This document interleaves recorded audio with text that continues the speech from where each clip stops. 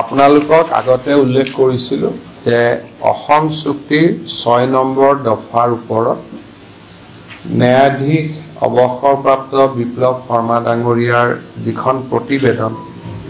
সেই প্ৰতিবেদনখনত ৰাজ্য চৰকাৰৰ আওতাত থকা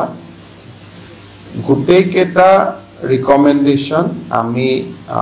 পালন কৰিব বিচাৰো বা আমি ইমপ্লিমেণ্ট কৰিব বিচাৰো আৰু সেই দিশত আমি সদৌ অসম ছাত্ৰ সন্থাক বিশ্বাসত লৈ আমি আগবাঢ়িব পাৰো আজি মোৰ কাৰ্যালয়ত আমাৰ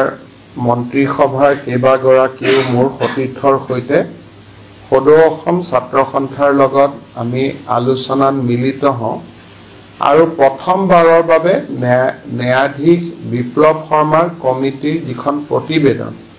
সেইখন আমি দুইটা পক্ষই আমি হাতত লওঁ আৰু এক প্ৰকাৰ ক'ব গ'লে প্ৰতিবেদনখন আজি আমি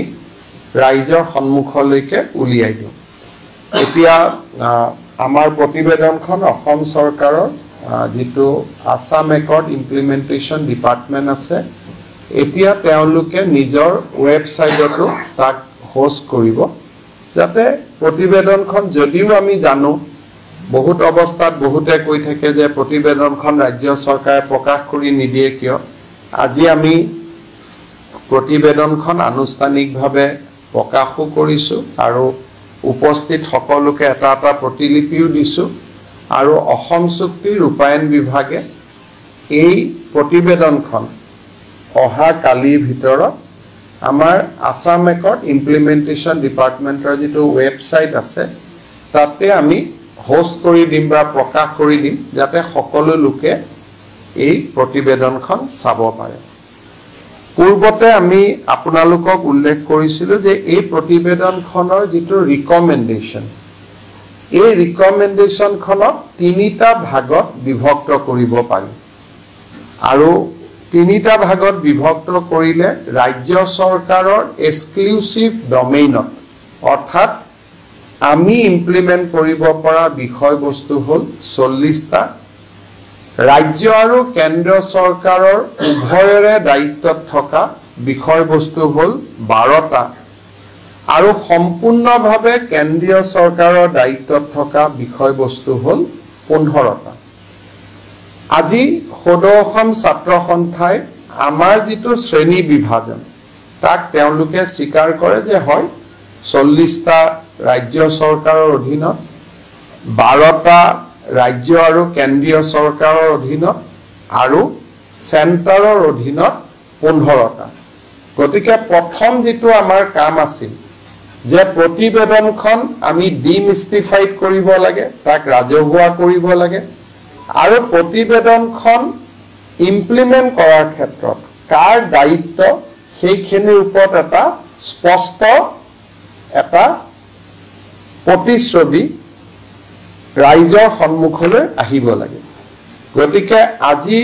দিনটোত দুটা কাম হ'ল যে এটা প্ৰতিবেদনখন ৰাজহুৱা হ'ল দ্বিতীয়তে প্ৰতিবেদনখনৰ দফা ইমপ্লিমেন্ট কৰিবলগীয়া দফা কেইটা আৰু কোনে ইমপ্লিমেন্ট কৰিব তাৰ বিষয়ে এটা ক্লাৰিটি আহিলে মই পুনৰবাৰ কৈছো যে 40টা ৰাজ্য চৰকাৰে কৰিব সেন্টাৰ আৰু ষ্টেট উভয়ৰ দায়িত্বত 12টা সেন্টাৰৰ দায়িত্বত 15টা এতিয়া কেন্দ্ৰীয় চৰকাৰৰ দায়িত্বত থকা 15টা যেটো ৰিকমেণ্ডেশ্যন সেই 15টা ৰিকমেণ্ডেশ্যনৰ ওপৰত আমি কেন্দ্ৰীয় চৰকাৰক অনুৰোধ জনাম যাতে সদৌ অসম ছাত্ৰ সন্থাৰ লগত তেওঁলোকে কথা বতৰা পাতি এই 15টা ৰিকমেণ্ডেশ্যনৰ ক্ষেত্ৰত অগ্ৰগতি লাভ কৰাৰ বাবে চেষ্টা কৰে কেন্দ্ৰীয় চৰকাৰক অনুৰোধ জনোৱাৰ সমান্তৰালভাৱে আমি এটা সিদ্ধান্ত ললো আজিৰ মিটিঙত যে অহা এমাহৰ ভিতৰত ৰাজ্য চৰকাৰৰ অধীনত থকা বিষয়সমূহ আমি কেনেকৈ ইমপ্লিমেন্ট কৰিম তাৰ এটা একশন প্ল্যান আমি এমাহৰ ভিতৰত প্ৰস্তুত কৰি আসুৰ হাতত আমি 25 অক্টোবৰ তাৰিখে অৰ্পণ কৰিম আৰু 25 অক্টোবৰত আসুৰ লগত আমাৰ দ্বিতীয়খন বৈঠক অনুষ্ঠিত হ'ব আৰু আমি যি ধৰণে ৰূপায়ণ কৰিব খুজিছো তাত যদি আসু মূলত প্ৰত্যেকটো পইণ্টত হয়তো এগ্ৰি নহব পাৰে বেলেগ কথা কিন্তু বাই এণ্ড লাৰ্জ যদি আসু এগ্ৰি হয় তেতিয়ালে আমি গোটেইখিনি ইমপ্লিমেন্টেশন এপ্ৰিল মাহৰ ভিতৰত কৰিবৰ বাবে আমি প্ৰচেষ্টা লম আজি মূলত 4টা সিদ্ধান্ত প্ৰতিবেদন ৰাজহুৱা হল দ্বিতীয় প্ৰতিবেদন কোনে কেনেকে ৰূপায়ণ কৰিব দায়িত্বসমূহ চিনাক্ত হল তৃতীয় কেন্দ্ৰীয় চৰকাৰৰ দায়িত্বত থকা দফা কেইটা ৰূপায়ণৰ বাবে ৰাজ্য চৰকাৰে আনুষ্ঠানিকভাৱে কেন্দ্ৰীয় চৰকাৰক অনুৰোধ কৰাৰ লগতে আসুৰ লগত এখন বৈঠকত বহিবৰ বাবেও আমি কেন্দ্ৰীয় চৰকাৰক অনুৰোধ কৰিম কেন্দ্ৰীয় চৰকাৰে নিজৰ দায়িত্বত থকা বিষয়কেইটাৰ ওপৰত সিদ্ধান্ত লোৱাৰ সময়সূৱাতে বা তেওঁলোকে যি ধৰণে চিন্তা কৰিব তাৰ সমান্তৰালভাৱে আমি ৰাজ্য চৰকাৰৰ দায়িত্বত থকা সম্পূৰ্ণ 40টা আৰু আংশিক 12টা টোটেল 52টা ডিসিশন আমি ইমপ্লিমেন্ট কৰাৰ দিশত আগবাঢ়ি যাম 25 অক্টোবৰত আমি এটা একশন প্ল্যান দিম যে কেনেকে ইমপ্লিমেন্ট আমি কৰিব বিচাৰিছো আৰু যদি সদৌ অসম ছাত্ৰ সন্থা মূলত সন্মত হয় তেতিয়ালে এপ্ৰিল 2025 ৰ আগতে ৰাজ্য চৰকাৰৰ দায়িত্বত থকা 52টা ৰিকমেন্ডেশন আমি ইমপ্লিমেন্ট কৰিম ৰাজ্য চৰকাৰৰ লগত থকা 52টা মূলত 3টা শিতানত ভাগ কৰিব পাৰি ভূমিৰ অধিকাৰ ভাষাৰ অধিকাৰ আৰু সংস্কৃতিৰ অধিকাৰ ৰাজ্য চৰকাৰৰ হাতত থকা 3টা সদৌ অসম ছাত্ৰ সন্থাক আমি এইটো অৱগত কৰো যে বৰাক উপত্যকাত এই কমিটিৰ ৰিকমেন্ডেশন টু ইমপ্লিমেন্ট কৰাৰ কোনো অৱকাশ নাই 6 শিডিউল এৰিয়াৰ অথৰিটিয়ে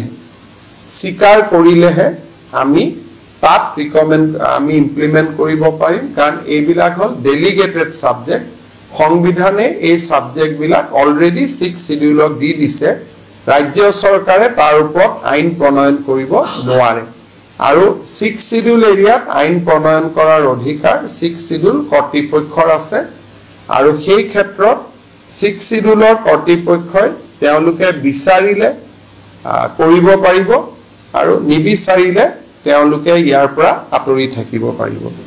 মূলত এইখিনি আজি আলোচনাৰ বিষয়বস্তু আপোনালোকে যদি কিবা খুদিব খোজে খুদিব পাৰে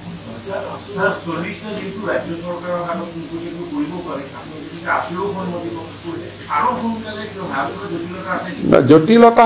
আসুৱেটো জানিব লাগিব আমি কেনেকে কৰিম গতিকে অক্টোবৰত আজি আমি প্ৰথম উলিয়াই ললো যে ৰাজ্য চৰকাৰৰ আওতাত 40টা আছে এতিয়া আসুৱে আমাৰ পৰা বিচাৰিছে যে আপোনালোকে কেনেকে ইমপ্লিমেন্ট কৰিব আমি এমাহ সময় লৈছো 25 অক্টোবৰ আৰু অসম বিধানসভা মাৰ্চতেই বহিব গতিকে এই কাৰণে এপ্ৰিল আলোচনা কৰাটো প্ৰয়োজন নাই কাৰণ বিপ্লৱ শৰ্মা কমিটিয়ে সকলো সংগঠনৰ সৈতে তেওঁলোকে ইতিমধ্যে কথা বতৰা পাতিছে গতিকে যিখন ৰিকমেন্ডেশন দিছে বহু প্ৰায় শতাধিক সংগঠনৰ লগত আলোচনা কৰি যেটো পাইছে তেওঁলোকে সেইটোকে আমাক দিছে আৰু আমি যেটো ৰিকমেন্ডেশনটো 100% মানি লৈছো ৰাজ্য চৰকাৰৰ অধীনত থকা গতিকে আলোচনাটো তাত কোনো আৰু নতুনকৈ আলোচনা কৰাৰ অৱকাশই নাই যদি আমি কিবাটা ল্যাঙ্গুৱেজ কিবাটা যদি মানিব নুখুজু তেতিয়াহে আকৌ নতুনকৈ আলোচনা কৰিব লাগিব যদি মানিব খুজু তেতিয়ালেতো আলোচনা কৰাৰ কথাই নাই আৰু বিপ্লৱ শৰ্মা প্ৰতিবেদনখন চালে আপোনালোকে গম পাব যে তেওঁলোকে কিমানবোৰ সংগঠনৰ লগত ইতিমধ্যে কথা বতৰা পাতিছে Can you say that there has been complete consensus between the state government and the Assam Student Union regarding this? So far as state government's authority or the subject which is under state government jurisdiction, more or less there is a 100% consensus. However, detail need to be worked out, which will be worked out on 25th October. We are going ahead with a definite timeline.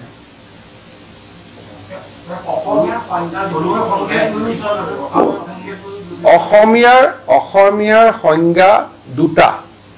সাধাৰণতে অসমীয়া বুলি ক'লে এটা সংজ্ঞা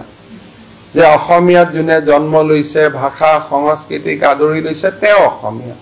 কিন্তু অসম চুক্তিৰ 6 number দফাৰ অসমীয়া মানে 1951 চন আসুৱে এটোৱে মানে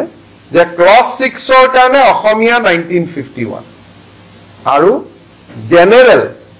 আজি বঙালী মানুহ এজন ইয়াত আহিলে মাৰুৱাৰী মানুহ এজন ইয়াত আহিলে ইয়াতে জন্মিলে ইয়াতে লৰা ছোৱালী তিনিটা চাৰিটা অহা 200 বছৰ অসমত থাকিব অহা 500 বছৰ অসমীয়াত থাকিব তেওঁ অসমীয়া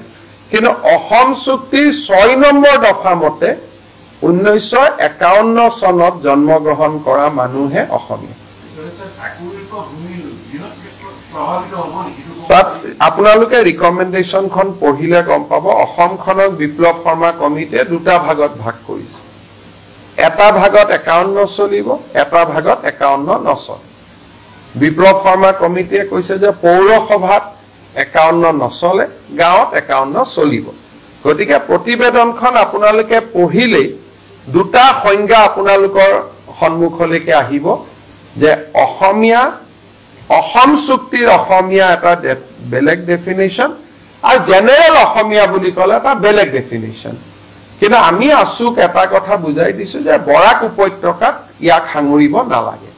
so Barak Valley will be excluded from the definition of Assamese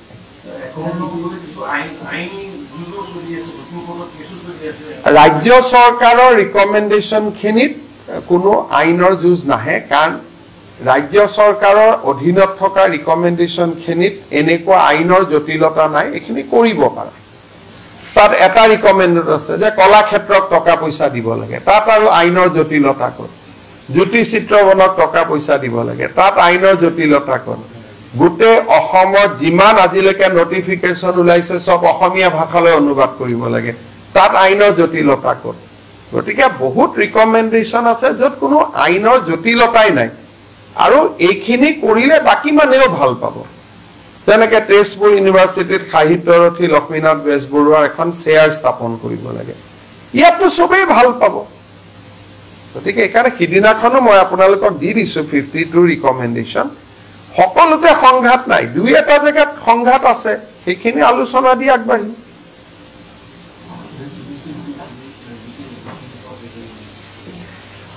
today we have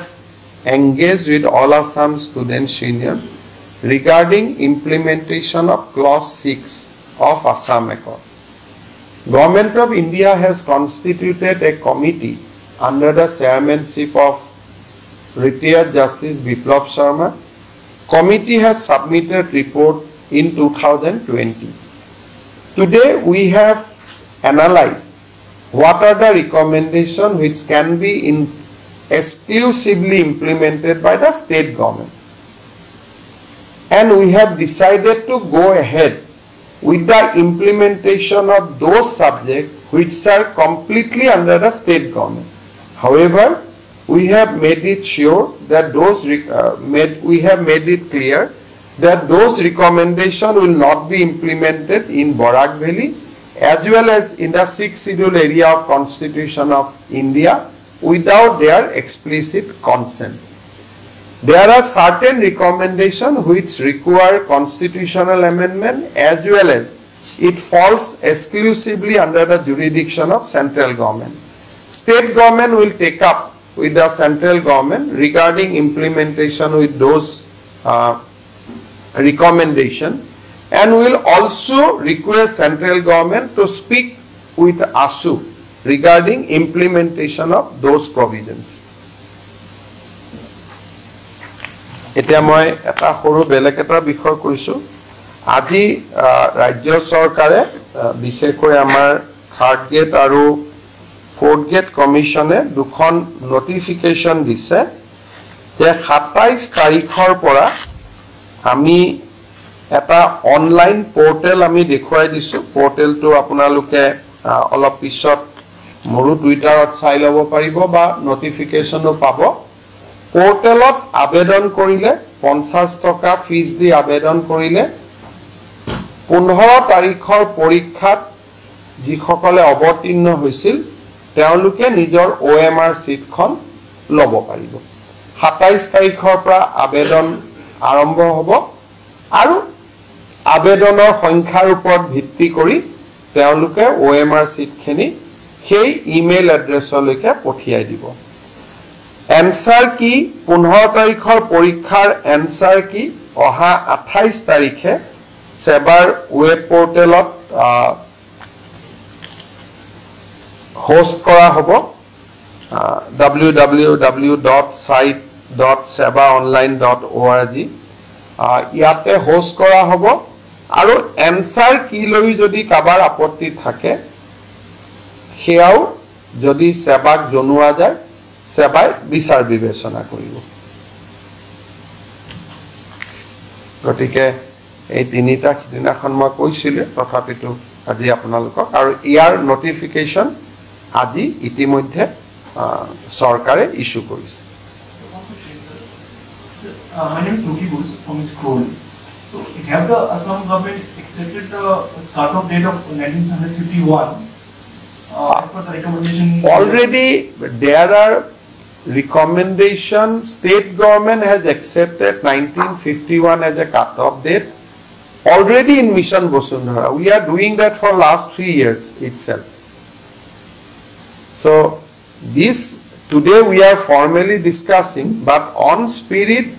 we are already implementing the recommendation. So we have accepted the cut-off date of 1951 in the context of specific recommendation. It is not that when you go to apply for a license you have to show 1951. When you have to go to a restaurant you have to show 1951. It is not that. Only in regard to the specific recommendation of 1951, which you will understand when you will study the Biplab Sharma committee report. So that we have accepted. But we have not accepted 1951 as a general cut-off date for day-to-day life, which we cannot do. It is only specific, like he has said that in certain revenue blocks, land can be sold and purchased between the people who was in Assam from 1951. So we have not accepted 1951 as a general cut-off date for day-to-day life of Assam. But certain recommendation where 1951 has been mentioned, we are already doing that. Even in last assembly we have passed 3 land bill where we made 1951 as a cut-off date. We have not mentioned 1951. We said 3 generation. 3 generation means 1 generation 25 years. So it is 51. But for going to a voting, going to apply for a job, going to a restaurant, going to a hotel, nobody will ask 1951. It is not that there is nothing to be created a panic that you have accepted 1951. Because Biplab Sharma committee report has not said that you adopt 1951 as a general in day-to-day life. He has only said so far as these recommendations are concerned, and these recommendations are very few. You take 1951 as a cut-off date. Sir, just one question in this regard only. Doesn't it will complicate 1971 with 1951? No, in many states there is a land law. Even if you go to Jharkhand, the land laws are like that. Land laws are there is very like if you go to Jharkhand, except few area, only the people who live for centuries they can only sell and purchase for land. You go to Meghalaya, that law is already Sotanagpur Tenancy Act, Santhal Pargana Tenancy Act, and Himachal Pradesh, nobody can sell. These laws are prevalent in our country. These are not anything new laws. So these laws are already there in our country. And in Assam also, in tribal belt and block, those laws are already there. না এতিয়া আপোনালোকে মোক কৈ থাকে বিপ্লৱ Sharma committee report implement কৰক এটা বিপ্লৱ শৰ্মা ৰিপৰ্টতে কৈ থৈছে যে শিল খাকু উচ্ছেদ কৰক বুলি যে কোনো ওয়েটল্যান্ড থাকিব নালাগে সকলো ওয়েটল্যান্ডত এভিকশন হ'ব লাগে শিল খাকুটো ওয়েটল্যান্ডে গতিকে যিসকলে হেকাৰণে মই কৈছো যে ৰিপৰ্টটো আমি ইমাননি দেখা নাছিলো কাৰণে ৰিপৰ্টটো ইমপ্লিমেন্ট কৰিব গৈ আমি গালি খাই আছিলো এতিয়া ৰাইজে ৰিপৰ্টটো দেখিলে বুজি পাব এইটো বিপ্লৱ শৰ্মাৰ ৰিপৰ্ট মতে কৰি আছে কালি যে ট্ৰাইবেল বেল্ট এণ্ড ব্লকত এভিকশন হৈছে এইটো বিপ্লৱ শৰ্মাৰ ৰিপৰ্টতে লিখা আছে যে এভিকশন কৰিব লাগে বুলি এই কথাটো এনেকুৱা ওলাইছে যে কমিটি ৰিপৰ্ট ইতিয়ালৈকে গৃহমন্ত্ৰীয়ে গ্ৰহণ কৰা নাই কালিও কথাটো কৰা হৈছিল কোনে এটাতো মই দেখোন মুখ্যমন্ত্ৰী হিচাপে ৰিপৰ্টটো গ্ৰহণ কৰি ৱেবছাইটতে দিব দিলো গৃহমন্ত্ৰী কথাটো 15টা ৰিকমেন্ডেশন লয় হেতু তেখেতৰ ওপৰত কথা আমাৰখিনি আমি কৰি আছো আমিতো গ্ৰহণ কৰি এতিয়া কালি ৱেবছাইটতে আপোনালোকে পাই যাব আজি আমি কপিটো সকলোকে দি দিলো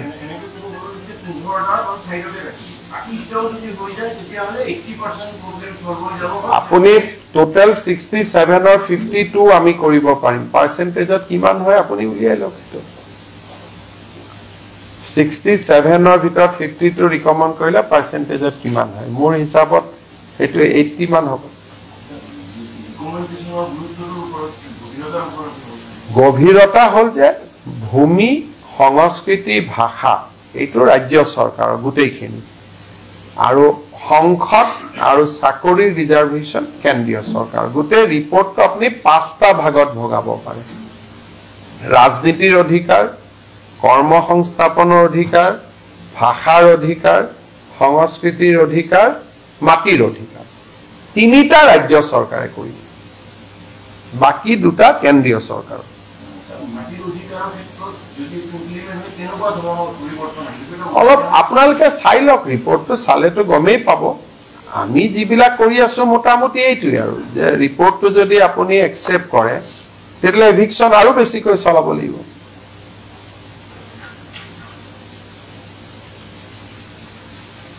আগতে আপোনালোকে কয় হিমন্ত বিশ্ব শৰ্মাই চলাইছে এতিয়া কব কমিটি ৰিপৰ্ট মতে কৰিছে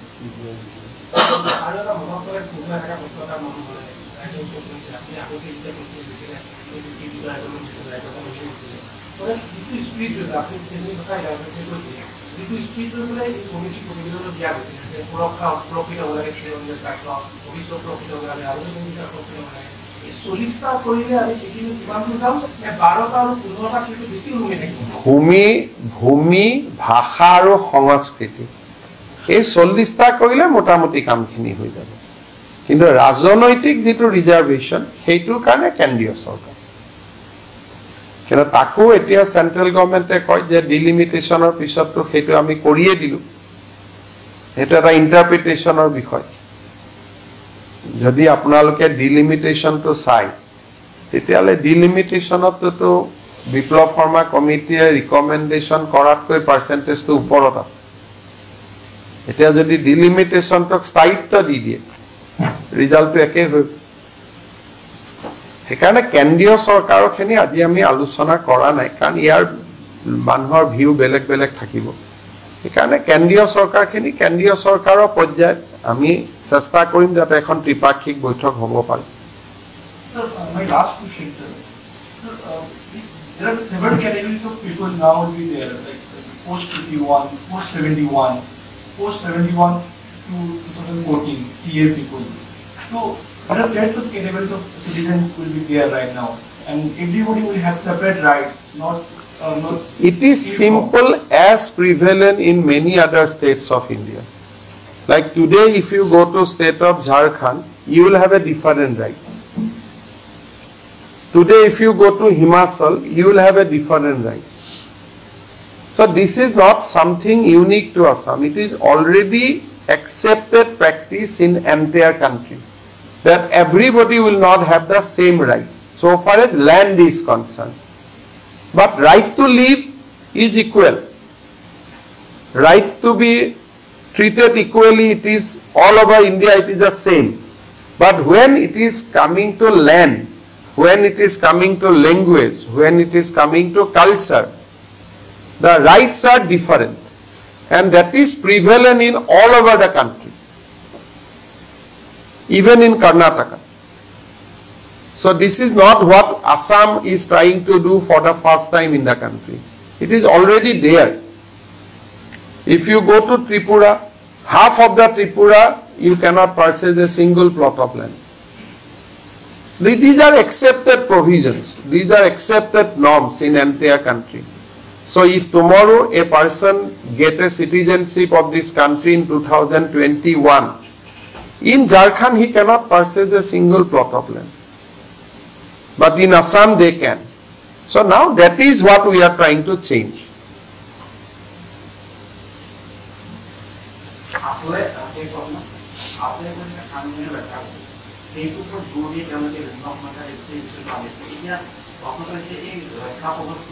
So মোৰ হাতত যেটো ৰক্ষা কবচ দিব মই পাৰো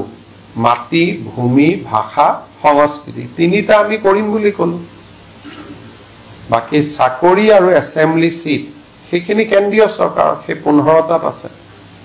গতিকে 52টা দি যি কৰিব পাৰো বিপ্লৱ শৰ্মা কমিটিটো আৰু 52টা ৰিকমেন্ডেশন এনে লিখা নাই তেওঁলোকে ডেফিনেটলি ৰিকমেন্ডেশন কেটা এই কাৰণে দিছে যে এই কেটাই অসমীয়া সুৰক্ষা দিব নহলে তেওঁলোকে ৰিকমেন্ডেশন কেটা কিয় দিলে এতিয়া সেই ৰিকমেন্ডেশন কেটা সুৰক্ষা দিবনে নাই এটো কমিটি খুৰিব লাগিব মইটো সিম্পলি কৈছো যে মই কমিটি ৰিপৰ্ট কেটা ইমপ্লিমেন্ট কৰিম আসলে যে প্রজেক্টটো অ্যাডভান্স আপনাদের প্রজেক্টের অ্যাডভান্স 40 টা এই 40 টা এবার গোলগুলি হতে পারে এপ্ৰিলত কৰি দিম বুলিটো কৈ আছো যে এপ্ৰিলৰ বিধানসভাত হৈ যাব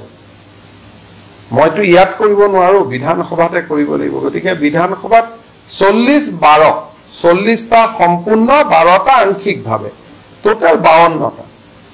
এতে 52টা কৰাৰ পিছত জাতিটো সুৰক্ষিত হ'বনে নাই হেতু বিপ্লৱ শৰ্মা কমিটিৰ সদস্যসকলেহে জানিব যে